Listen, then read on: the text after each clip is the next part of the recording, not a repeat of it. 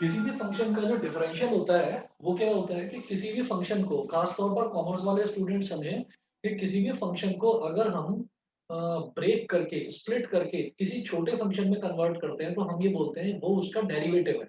जैसे हमने कहा कि अगर हमारे पास कोई भी एक क्यूबिकल इक्वेशन है, क्यूबिक इक्वेशन, जैसे जो स्टैंडर्ड क्वाड्रेटिक इक्वेशन होती है वो ये होती है, A x square plus B x plus C is equal to zero. तो ये सब आपने 10th क्लास में भी करा था कि इसको हम बोल देते हैं quadratic equation. X square plus B x plus C is equal to zero, ये होती है क्वाड्रेटिक इक्वेशन। दूसरा, A x cube plus B x square plus C x plus D is equal to zero, इसको हम बोलते हैं standard cubic equation. ये होती है cubic equation, A x cube plus B x square plus C x plus D is equal to zero, ये cubic equation होती है। तो अब आप ये देखिएगा कि अगर मान लीजिए हम इसकी बात करें, एक क्यूबिक इक्वेशन की बात करें, तो क्यूबिक इक्वेशन की जो हाईएस्ट पावर है वो है 3, एक्स की पावर 3, ये हाईएस्ट पावर हो गई इसकी। अब इसमें एक्स की पावर 3 इसकी हाईएस्ट पावर हो गई। अब आप ये देखिएगा कि अगर मैं इसको डिफरेंशिएट करता हूँ, डिफरेंशिएट करने का मतलब क्या है कि इसको तोड़कर इससे छोटी इक्वेशन में कन्वर्ट करना। तो अगर मैं इस इक्वेशन को, क्यूबिक इक्वेशन को डिफरेंशिएट करता हूँ तो इससे एक पावर छोटी इक्वेशन आ जाती है। यानी कि इसका ऑर्डर देखिए, इसका ऑर्डर क्या है, 2। मतलब जो भी किसी भी इक्वेशन में जो भी x की हाईएस्ट पावर होगी वो उसका ऑर्डर कहलाएगा। यहाँ पर आप ये देखिए कि इस इक्वेशन में x की हाईएस्ट पावर 3 है, तो इसका ऑर्डर 3 हो गया, तो 3 इज फॉर क्यूबिक इक्वेशन। यहाँ पर इस पूरी इक्वेशन में x की हाईएस्ट पावर 2 है, तो इसका मतलब इसका ऑर्डर 2 हो गया, 2 इज फॉर क्वाड्रेटिक इक्वेशन। तो हम ये कहते हैं कि अगर मुझे कोई भी फंक्शन दे रखा है तो उस फंक्शन को उससे सिंपलर फॉर्म में कन्वर्ट करना ही डिफरेंशिएशन कहलाता है। ठीक है। अब उसको, एक फंक्शन को सिंपलेस्ट फॉर्म में कन्वर्ट करना, यानी कि उस फंक्शन से छोटी वाली फॉर्म में कन्वर्ट करना, उसको हम डिफरेंशिएशन बोलते हैं। तो उसको कन्वर्ट करने के लिए कोई बहुत लंबा चौड़ा कोई मेथड यूज नहीं होता। सिंपल एक फॉर्मूला यूज होता है, लिमिट्स वाला फॉर्मूला। वो फॉर्मूला मैं आपको लिखवाता हूँ। देखिए, हमको सिर्फ फॉर्मूला लगाना है और फॉर्मूला लगाकर किसी भी फंक्शन को हम आराम से डिफरेंशिएट कर सकते हैं। देखिए,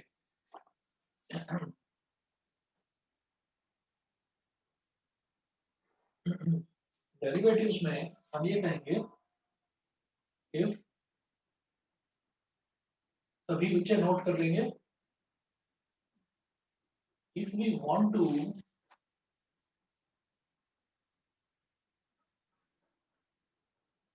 if we want to calculate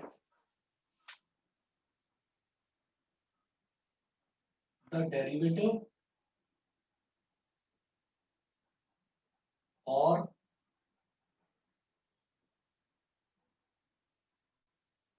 differential, if we want to calculate the derivative or differential,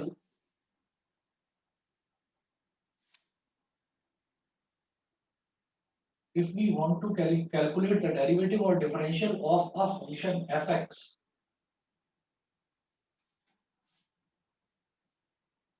then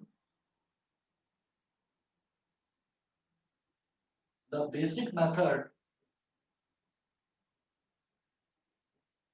then the basic method is called first principle, first principle method, or ab initio first principle method, or ab initio method, if we want to calculate the derivative। मैं अगर किसी भी function का derivative, derivative को ही हम differential बोल देते हैं, अगर हम वो फाइंड आउट करना चाहते हैं तो उस मेथड को हम फर्स्ट प्रिंसिपल मेथड बोल देते हैं या फिर एब इनिशियो मेथड बोल देते हैं। अब वो मेथड क्या है तो देखिएगा,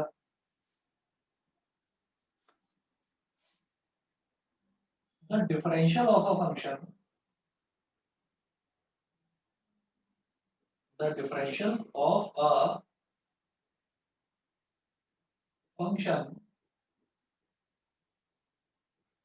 fx is written as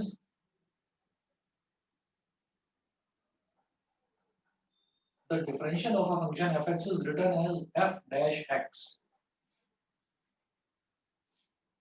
and by first principle method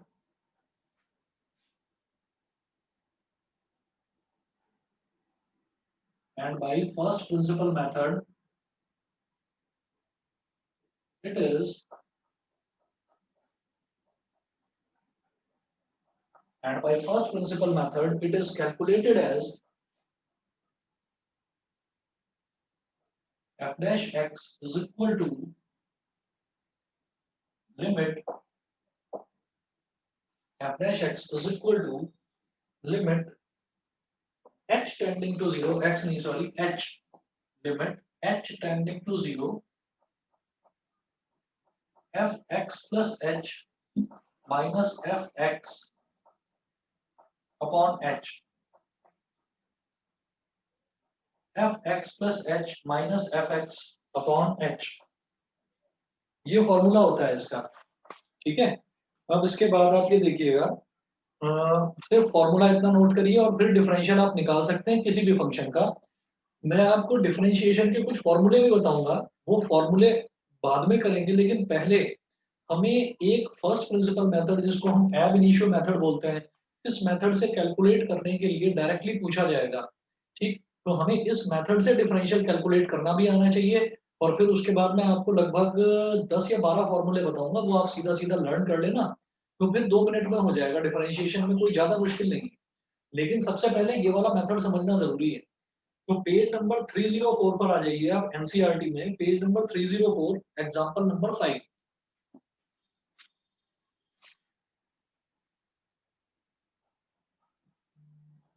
page number 304, फिर से वीडियो चली गई।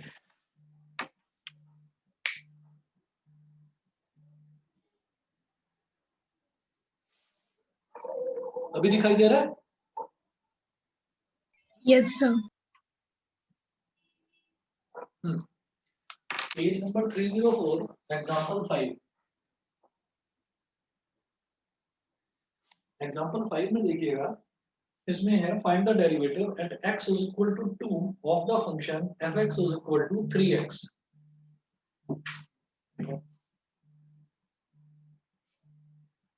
एक मिनट रुकिए बेटा। तो फंक्शन देखिए, सबसे पहले डेरिवेटिव बोल रहे हैं, derivative at x is equal to x is equal to 2, derivative at x is equal to 2 of the function fx is equal to 3x। तो फंक्शन मुझे दे रखा है fx is equal to 3x, ये हमको function दे रखा है fx is equal to 3x, और मुझे डेरिवेटिव निकालना है at x is equal to 2। Derivative at x is equal to 2, ये मुझे फाइंड आउट करना है।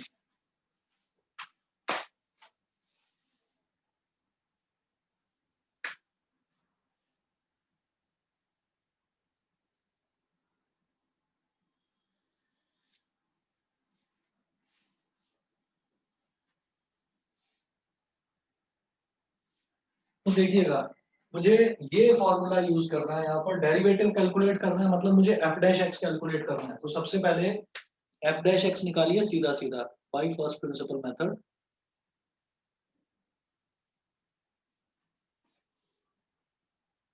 Bye first principle method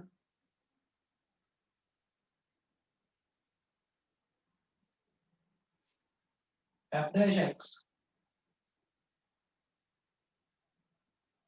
by first principal method f dash x is equal to limit by first principal method f dash x is equal to limit x tending to 0 f x plus h minus fx upon h। ठीक है, अब जरा देखिएगा, ये हो जाएगा limit h tending to 0। देखो जब एफ एक्स है तो एफ एक्स को क्या दे रखा है इन्होंने 3 इंटू एक्स। जब एफ एक्स है मतलब ब्रैकेट में जब एक्स है तो फंक्शन क्या दे रखा है 3 multiply by x, 3 multiply by x. तो अगर एफ एक्स प्लस एच हो जाएगा तो 3 multiplied by x plus H हो जाएगा। ठीक है, ये हो जाएगा 3 multiplied by x plus H.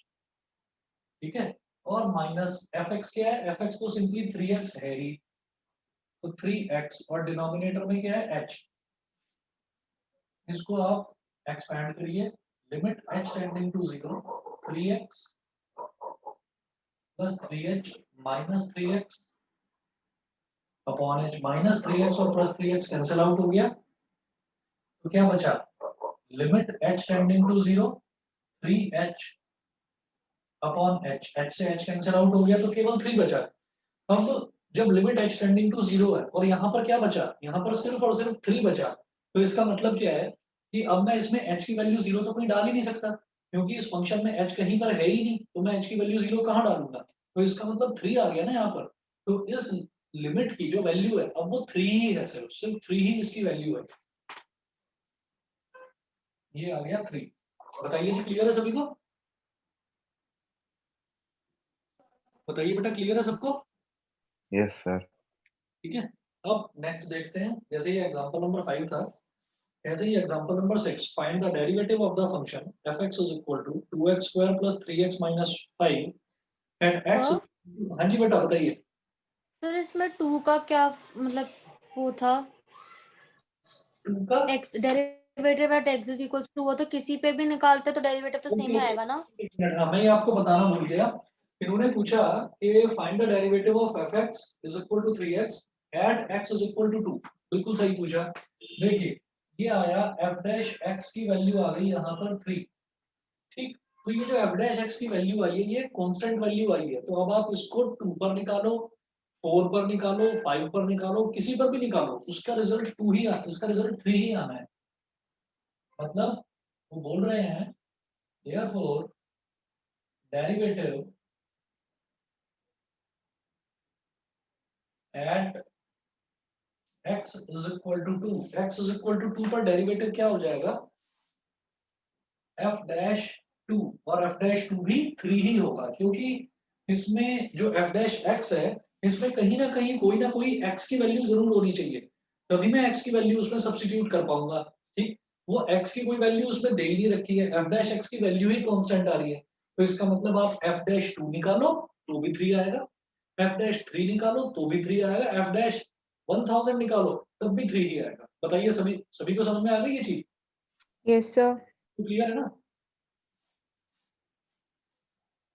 चलिए ठीक है, इसके बाद देखते हैं नेक्स्ट। नेक्स्ट है एग्जांपल नंबर 6। वैसे ही हो गया ना कि लीनियर इक्वेशन थी तो उसका पावर कम हो गया डिफरेंशिएट करने के बाद। पावर कम हो गई, लीनियर इक्वेशन थी यहाँ पर, देखो ये 3 इंटू एक्स था, तो x की पावर क्या होगी, x की पावर 1 थी यहाँ पर। ठीक है, तो अब x की पावर 0 होगी, ये हो गया।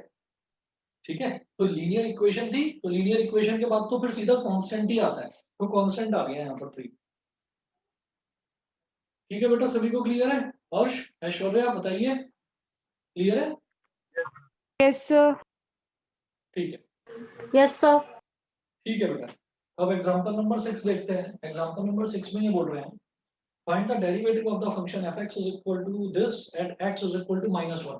तो at x is equal to -1 ये तो मैं बाद में वैल्यू डालूंगा, सबसे पहले f डैश x निकालते हैं बाय फर्स्ट प्रिंसिपल मेथड। तो given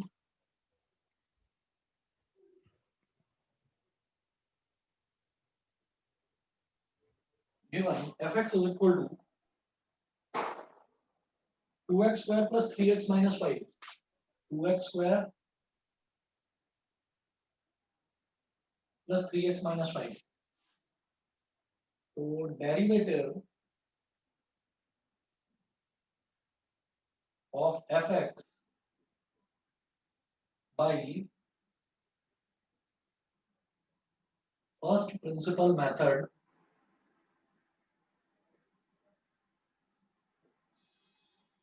derivative of fx by first principal method is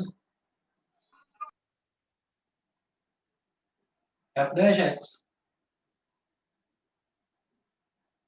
is equal to, फिर वही formula, limit H tending to 0 F X plus H minus F X upon H. ठीक है, F X plus H minus F X upon H, ये हो गया।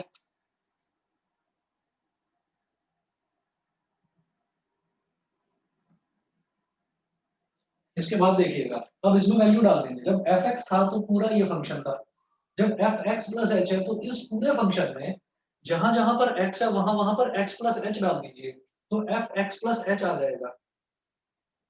Limit H tending to 0 F X plus H का मतलब F x जब था तो 2x square plus 3x minus 5 था। अब एफ एक्स प्लस एच है, जब एफ एक्स प्लस एच है तो क्या होगा, 2 इंटू एक्स प्लस एच का square plus 3 into X plus H minus 5। ये पूरा क्या आ गया, ये एफ एक्स प्लस एच आ गया माइनस एफ एक्स, तो माइनस, अब एफ एक्स लिख लेंगे यहाँ पर। एफ एक्स क्या है, 2x स्क्वायर कैसे हुआ प्लस 3x माइनस 5। क्या बेटा, कैसे हुआ फर्स्ट वाला सर? एक बार दोबारा बोलो, आवाज थोड़ी कट रही थी प्लीज। सर कैसे हुआ वो फर्स्ट वाला? अच्छा, ये वाला ऊपर वाला, यस। ये वाला मैं बताता हूँ। देखो, जब फंक्शन था, function of F, function of x, तो फंक्शन ऑफ एक्स था 2x square plus 3x minus 5, ये था। अब मुझे क्या कैलकुलेट करना है, मुझे कैलकुलेट करना है एफ एक्स प्लस एच। तो अब ब्रैकेट में x नहीं है, अब ब्रैकेट में x प्लस एच है, तो इस फंक्शन में जहां जहां पर x था वहां वहां x प्लस एच डाल दीजिए। तो 2 मल्टीप्लाइड बाई एक्स का स्क्वायर था ना, तो अब हो जाएगा 2 multiplied by x plus H का स्क्वायर प्लस 3x था, तो प्लस 3 मल्टीप्लाइड बाई एक्स की जगह x प्लस एच, और माइनस 5, 5 तो कांस्टेंट है तो माइनस 5 एज इट इज आ गया बस। समझ गए? तो ये वाला पूरा टर्म तो हो गया एफ एक्स प्लस एच, और माइनस ये पूरा टर्म जो ब्रैकेट में डाला है ये क्या हो गया, F X, as it is F X लिख दिया। बताओ, क्लियर है? Yes, sir. Yes sir. और समझ गए ना पक्का? Yes sir. ठीक है, और अपॉन में क्या लिखेंगे, एच, अपॉन में एच लिखेंगे।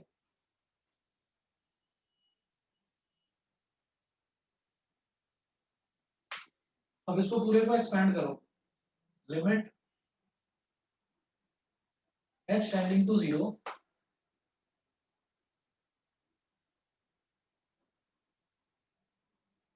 2 इंटू एक्स प्लस एच का होल स्क्वायर, ये हो गया X square plus H square plus 2xh plus 3 into X plus H, यानी कि 3x plus 3h minus 5 minus 2x square minus 3x और माइनस माइनस प्लस का 5, और पूरे के अपॉन में क्या आ जाएगा, h इज इक्वल टू, अब यहां पर आएगा नहीं तो इस तरफ कर रहा हूं इसको। अनुभव समझ में आ रहा है? Yes, sir. Okay,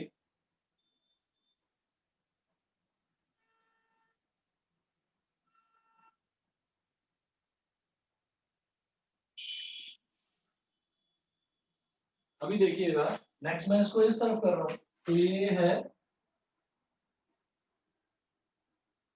limit h tending to 0, limit h tending to 0, इसको एक्सपैंड करिए, 2 इंटू एक्स स्क्वायर मतलब 2x square plus 2h square, और 2 टू 4, 4xh 4xh 4xh, और plus 3x minus 5 plus 3x plus 3h minus 5, और फिर ये minus 2x square minus 3x और plus 5, और पूरे के अपॉन में h। Minus 2x² plus 2x² cancel, minus 3x plus 3x cancel, plus 5 minus 5 ये भी कैंसिल। अब ये हो जाएगा limit h tending to 0 2h² plus 4xh plus 3h, 2h² plus 4xh plus 3h, केवल इतना बचा और अपॉन में h। तो मैं देखता हूँ कि न्यूमरेटर में ना h कॉमन लिया जा सकता है। न्यूमरेटर में आप देख पा रहे होंगे कि h कॉमन ले सकते हैं, तो h कॉमन ले रहा हूँ यहाँ पर मैं। लिमिट h टेंडिंग टू 0, आपने h लिया कॉमन, तो 2h plus 4x plus 3 upon h, h से h कैंसिल आउट हो गया। अब h की वैल्यू यहाँ पर 0 डाल दीजिए, 2 इंटू 0 प्लस 4x प्लस 3, अब h की वैल्यू 0 डाल दी, तो मेरे पास फाइनली क्या आ गया बेटा, ये 4x प्लस 3 आ गया। तो ये अभी मेरे पास क्या निकल कर आया है, f डैश x, यानी कि मेरे पास डेरिवेटिव आ गया। जब मेरे पास f डैश x आ गया, अब इन्होंने देखिए क्या पूछा था, ये एग्जांपल नंबर 6 में ये पूछ रहे हैं find the derivative of this function at x is equal to -1, x is equal to -1 पर डेरिवेटिव पूछ रहे हैं। तो हम ये कहेंगे since f dash x is equal to 4x plus 3, therefore at x is equal to -1, f dash -1 is equal to 4 into -1 plus 3, मतलब -4 plus 3, तो रिजल्ट आ गया बेटा -1। बताइए सबको क्लियर है? Yes, sir. Yes, sir. ठीक है जी, तो रिजल्ट आ गया -1। अब इसके बाद देखिएगा, अब इन्होंने बोला है इसी क्वेश्चन में also prove that f dash 0 plus 3f dash -1 is equal to 0, ये बोल रहे हैं। तो ये भी बड़े आराम से हो जाएगा, देखिएगा मैं इस तरफ कर रहा हूँ इसको।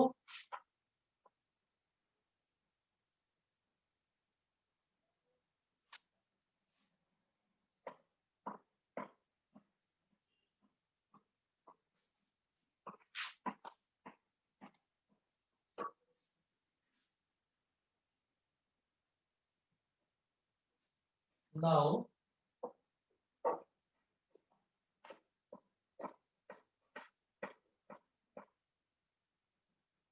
we have to prove that, now we have to prove that f dash 0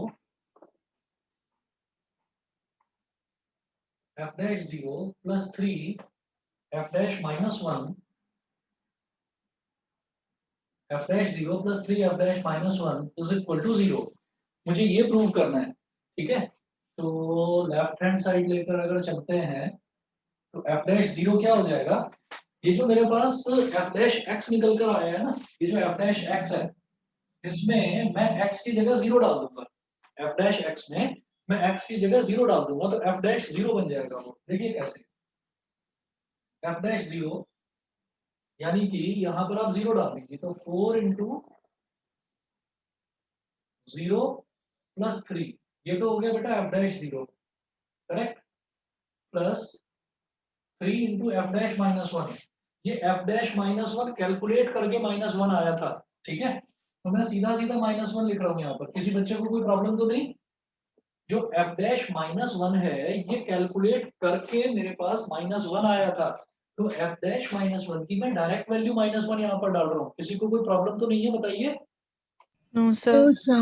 ठीक है ना, मैं सीधा यहाँ पर लिख रहा हूँ 3 इंटू -1, और अब आप देखिए 4 इंटू 0 क्या हो गया 0, 0 प्लस 3 क्या हो गया 3, 3 इंटू -1 कितना हो गया -3, -3 plus 3 cancel out is equal to 0, which is equal to RHS, hence proved। बोलिए समझ गए? Yes, sir. ठीक है, चलिए जी अगला देखते हैं फिर।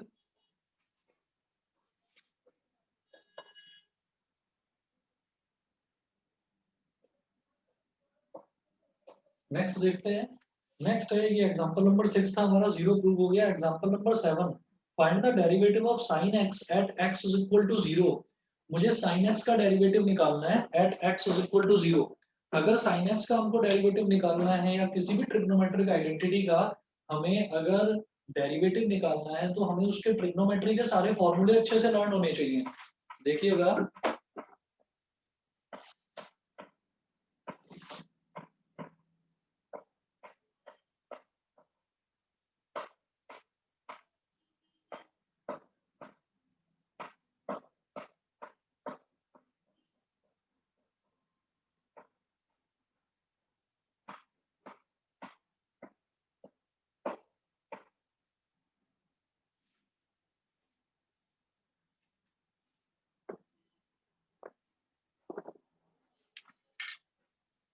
देखिए example number 7 find the derivative of sin x at x is equal to 0।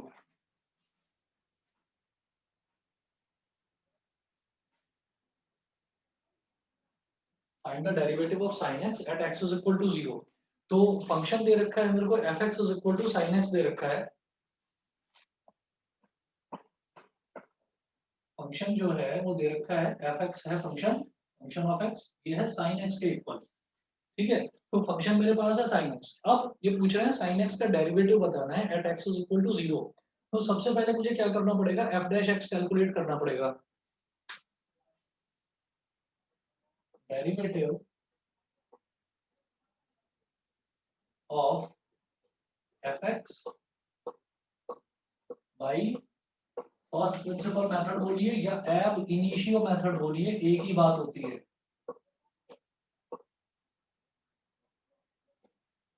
ये हो जाता है बेटा f dash x is equal to limit h tending to 0 f x plus h minus f x upon h। ठीक है, तो f dash x is equal to limit h tending to 0। अब जैसे f x प्लस h है तो इसमें क्या होगा कि जो हमारा fx था, fx दे रखा था sin x, तो f x प्लस h कितना होगा, जहां पर भी x है ना, x की जगह पर आप x प्लस h सब्स्टिट्यूट कर दीजिए बस। ठीक, तो जब f x था तो फंक्शन की वैल्यू क्या थी, sin x। अब f x प्लस h है तो फंक्शन की वैल्यू हो जाएगी sin x प्लस h। बस x की जगह x प्लस h आ जाएगा। देखिए ऐसे sin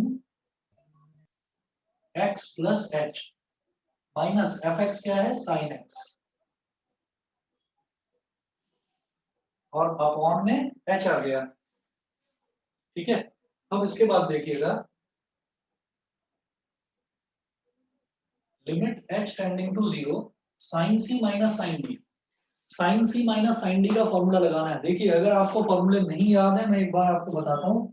जैसे हम एडिशन वाला फॉर्मूला करते थे तो sin c plus sin d ये होता था 2 sin c plus d by 2 cos c minus d by 2, 2 sin c plus d by 2 cos c minus d by 2। ठीक है, अब इसी तरीके से अगर sin c minus sin d होता था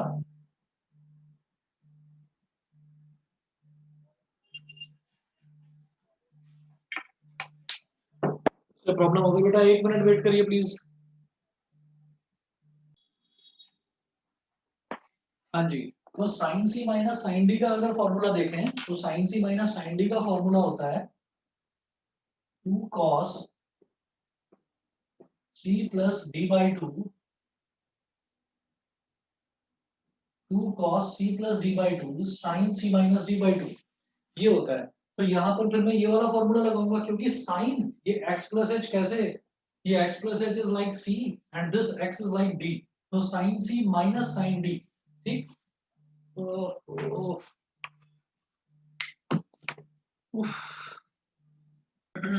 अब इसके बाद नेक्स्ट देखिएगा, नेक्स्ट है find the derivative of fx is equal to 3 at x is equal to 0 and at x is equal to 3। ठीक है, तो अब आप ये देखिएगा एग्जांपल नंबर 8। एग्जांपल नंबर 8 में क्या है, तो find the derivative of fx is equal to 3। तो फंक्शन क्या दे रखा है, fx इज इक्वल टू 3, वो बोल रहे हैं कि इसका डेरिवेटिव निकालना है at x is equal to 0 and at x is equal to 3। तो सबसे पहले तो मैं डेरिवेटिव ही निकाल लूंगा, मतलब f डैश x निकालूंगा। तो f डैश x क्या हो जाएगा, limit h tending to 0 f x plus h minus f x plus h minus f x upon h। ठीक है, ये तो मैं फॉर्मूला हर क्वेश्चन में लगाता हुआ आ रहा हूं।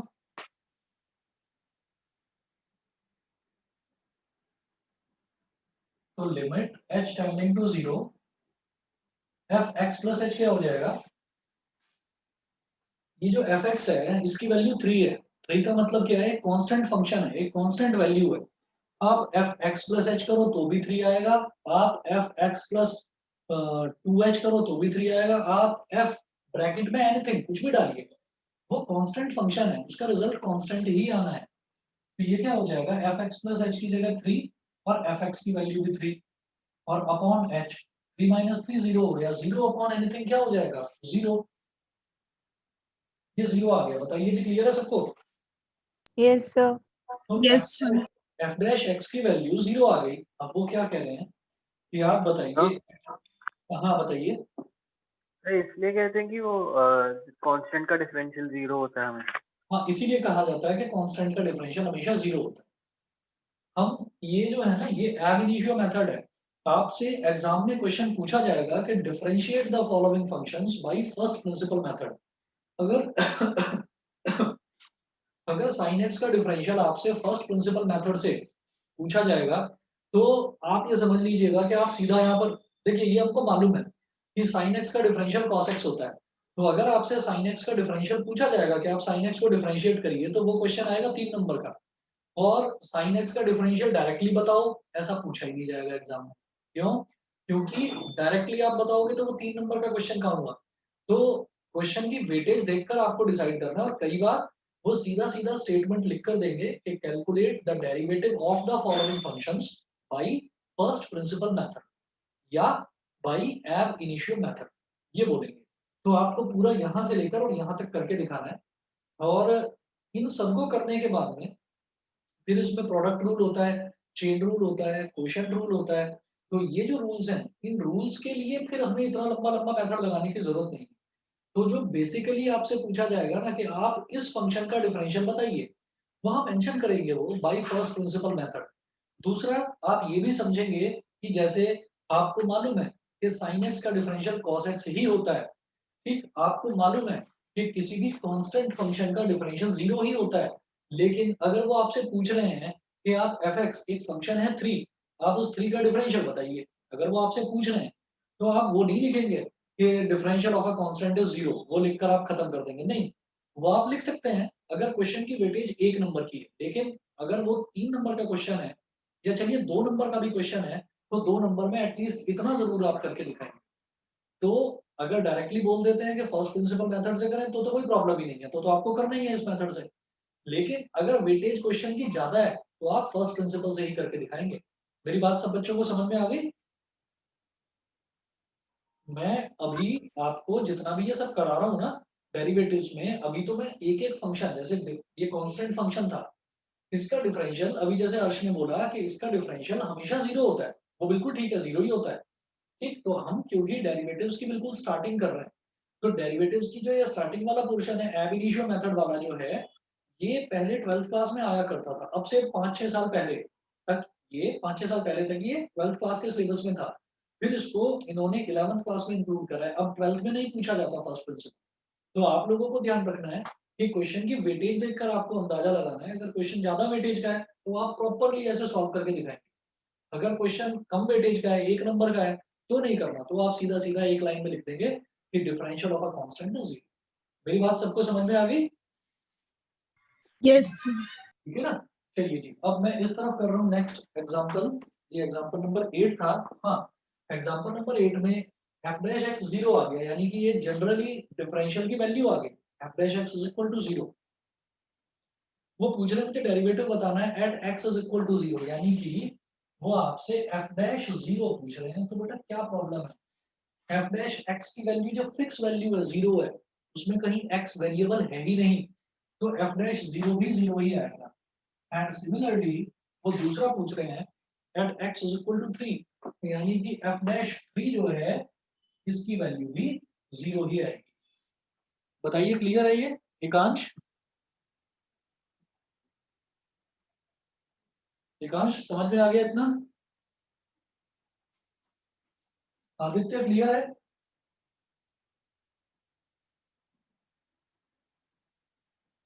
आदित्य क्लियर है ये इतना?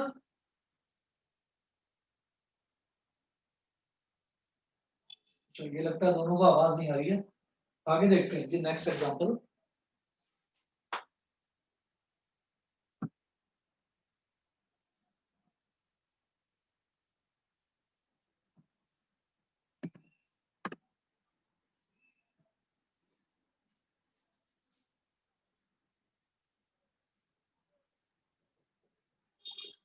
एग्जांपल नंबर 9 देखते हैं।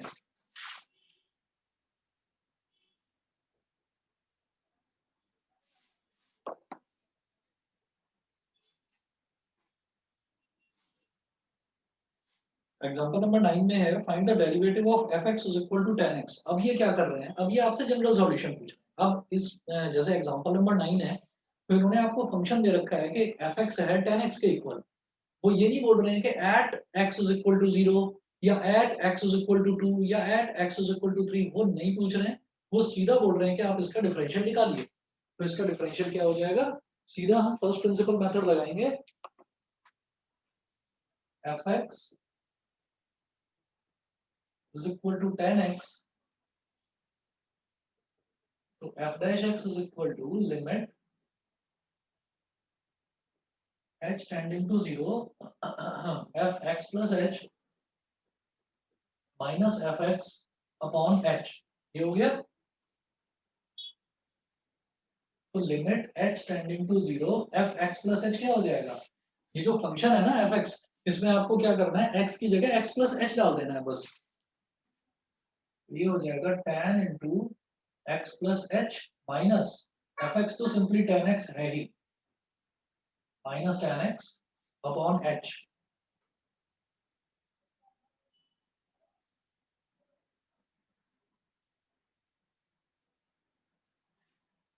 इसको एक्सपैंड कर लीजिए, ये देखिए क्या हो जाएगा? Limit h tending to 0 tan x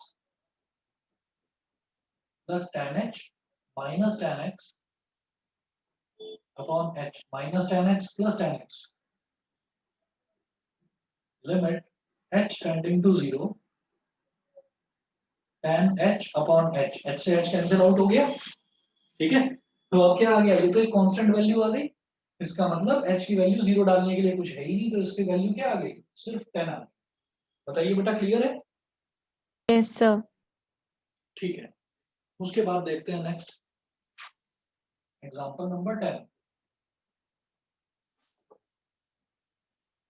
find the derivative of fx is equal to x square. x square का डेरिवेटिव बताना है, तो fx is equal to x square. तो फिर वही method, f dash x is equal to limit h tending to 0 f x plus h minus fx upon h is equal to limit h tending to 0। अभी देखिए function क्या है? Function है x का square. क्या कह रहे हो बेटा? इसका 2x हो जाएगा। हाँ इसका 2x हो जाएगा। अभी सॉल्व करके देखोगे 2x ही आएगा। देखो ये x प्लस एच है, जब ब्रैकेट में x था तो ये हो गया x स्क्वायर, अब ब्रैकेट में x प्लस एच है तो क्या हो जाएगा? x प्लस एच का होल स्क्वायर। जब सिर्फ x था तो क्या था? x स्क्वायर, अब ब्रैकेट में x प्लस एच है तो क्या हो जाएगा? x प्लस एच का होल स्क्वायर। ये हो गया x प्लस एच का होल स्क्वायर। अब fx है तो ये क्या हो गया? x स्क्वायर और अपॉन में h, ये हो गया limit h tending to 0 x plus h का होल स्क्वायर क्या हो जाएगा? x square plus h square plus 2xh और माइनस एक्स स्क्वायर और अपॉन में h। देखिए माइनस एक्स स्क्वायर और प्लस एक्स स्क्वायर कैंसिल हो गया। अब न्यूमरेटर में क्या बचा, एच स्क्वायर प्लस 2xh, जिसमें से h कॉमन आ सकता है। मैं इस तरफ बताऊंगा इसको।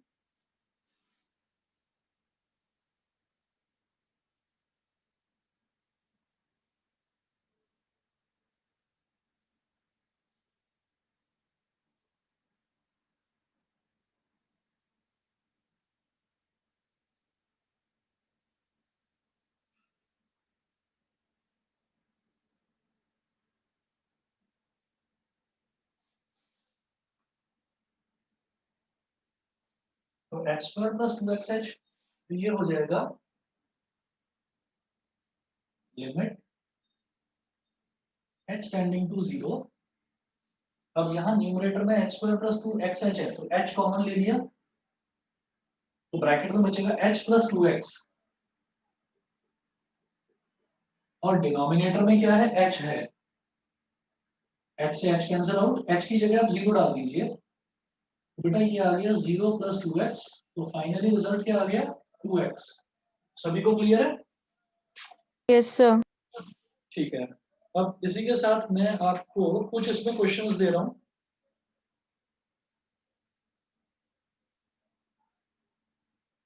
देखिए इन्होंने ज्यादा क्वेश्चंस दिए नहीं है आपको, बस 3 ही क्वेश्चन करने हैं। एक्सरसाइज 13.2 का क्वेश्चन नंबर 1, 2 और 3, केवल इतना करिए अभी। बाकी कुछ क्वेश्चंस मैं नेक्स्ट क्लास में दूंगा। एक्सरसाइज 13.2